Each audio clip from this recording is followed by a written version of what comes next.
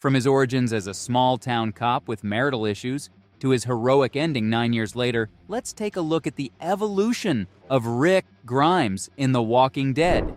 When you look at Rick's backstory, he doesn't seem like he'd be cut out for the zombie apocalypse. Before the world went to hell, Rick was a regular goody two-shoes who worked in the sheriff's department of King County, Georgia, partnered with his best friend, Shane. He had a storybook romance with Lori, and the two got hitched and had a son, Carl.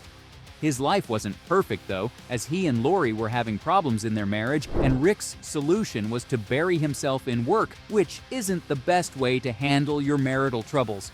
Keep that bit in mind because it'll be important later, and it's easy to get distracted by The Walking Dead. Rick was in a coma when the zombie apocalypse started, and the guy was in for a real shock when he woke up.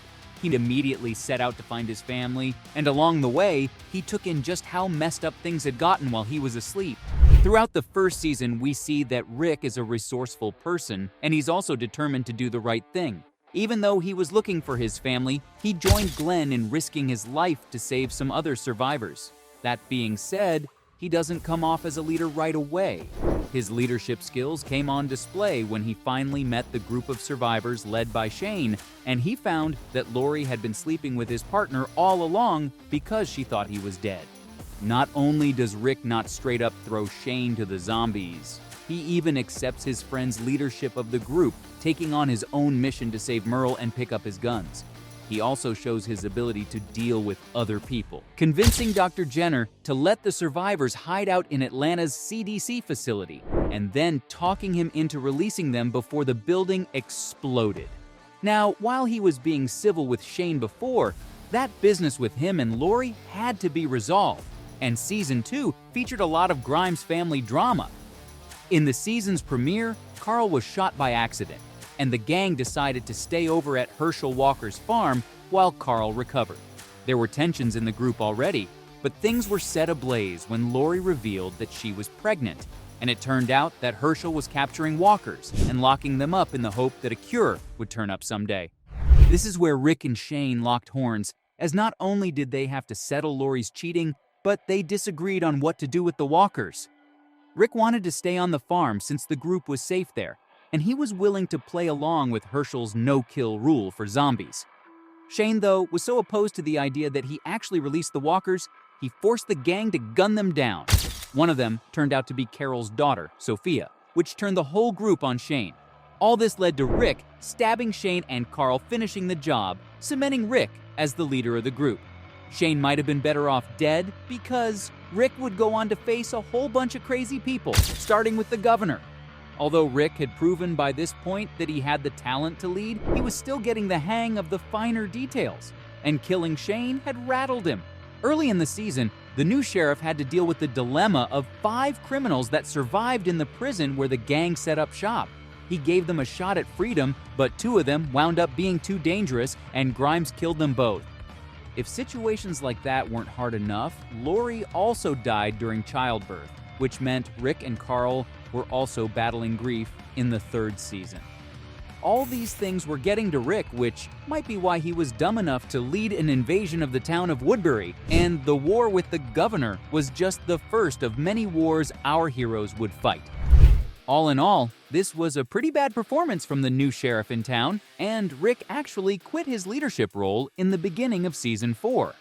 His timing wasn't great, though, since the governor wasn't finished with the group yet. As violence broke out between Woodbury and the prison again, the group became scattered, and on their journey to Terminus, they learned that there was strength in numbers, so being split up was a bad idea. Strength would have been nice to have, since the people at Terminus were freaking cannibals. Once everyone got back together, Rick hopped back into the driver's seat and had to be talked out of destroying Terminus in revenge. After the disastrous fight with Woodbury, not to mention the destruction of their prison home, Rick finally learned to pick his battles, and the group marched on to Washington. But the guilt of his failures still haunted Rick, as his mistakes had gotten many of his friends killed and put his children's lives at risk too. Hope arrived, though, in the form of Alexandria, a community that managed not just to survive, but to actually thrive. The group rushed to Alexandria, where they managed to pass their audition and join the group, but Grimes still had some growing up to do.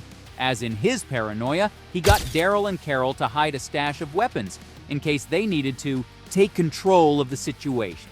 Now, because Rick and Keo had survived so long out there, they picked up a lot of useful skills. And by teaching those skills to the Alexandrians, they began to build up their influence in the community. Some of the Alexandrians were convinced that Rick and his people were dangerous. And that tension boiled over into an argument where Rick accused the Alexandrians of being too comfortable to last, which put Rick in danger of being exiled from the group. Rick, meanwhile, decided to put his backup plan in motion, nearly making the biggest mistake of his life, but he was able to prove to Alexandria that they needed him before they crossed the point of no return. It turned out the Alexandrians really needed Rick's help, as the community faced two deadly threats. First came the Wolves, a roving group of crazies whose only goal was to kill, and kill. The closest we ever got to learning their motivations is that they thought the idea of communities was wrong and that humans should be out there in the wild, fending for themselves.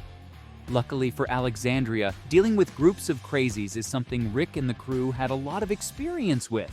And while it wasn't exactly smooth sailing, Alexandria was able to weather the storm with their new sheriff at the helm. Unfortunately, Alexandria was about to have an even bigger problem, as during this whole crisis, the Saviors decided to take advantage of Alexandria's weakness, and then, the cliffhanger ending of Season 6 happened. Negan and his Saviors were the biggest challenge by 1.5 miles that Rick ever faced, as he was both extremely brutal and extremely cunning. At around this time, Rick was also butting heads with Maggie, who had taken on a leadership role of her own, and the two especially clashed over Rick's decision that, having defeated Negan, they should keep him alive as a prisoner. After the threat of the Saviors was stopped, there was peace in the three communities, and it turned out the world had moved past the need for Rick Grimes.